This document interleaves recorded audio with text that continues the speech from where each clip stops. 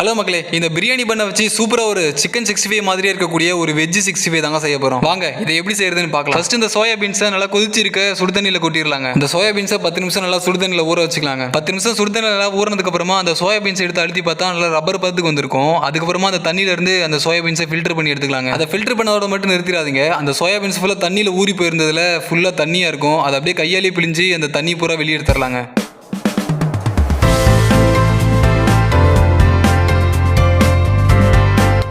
இப்போ அதுக்கு நான் மசாலா ரெடி பண்ணிடலாம் வாங்க. சிக்கன் 65 மசாலா, கொஞ்சமாக பெப்பர் தூள், தேவையான இஞ்சி பூண்டு பேஸ்ட் நசுக்கி போட்டாச்சுங்க. அப்புறம் நான் கலருக்காக கொஞ்சம் ஃபுட் கலர் ஆட் பண்ணி தண்ணியில் ஊற வச்சிருந்த அந்த சோயா பீன்ஸை அந்த மசாலையில் கொட்டி மசாலா எல்லாம் அதில் படுற மாதிரி நல்லா கிண்டிக்கலாங்க.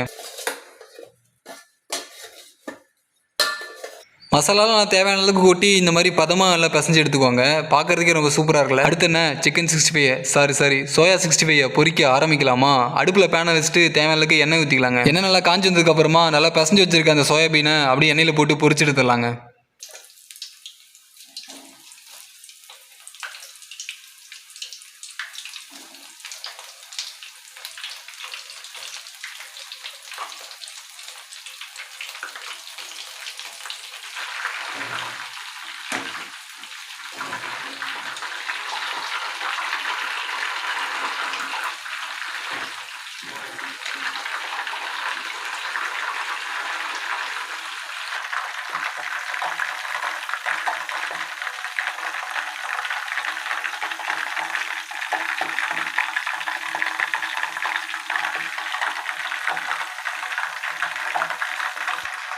சோயா 65 நல்லா எண்ணெயில் வெந்ததுக்கப்புறமா அப்படியே ஒரு பிளேட்டில் மாற்றி விட்டுக்கலாம். இதை பார்க்குறப்பவே ஒரு சிக்கன் 65 பார்த்தா என்ன ஃபீல் இருக்குமோ அதே மாதிரி தாங்க இருக்குது.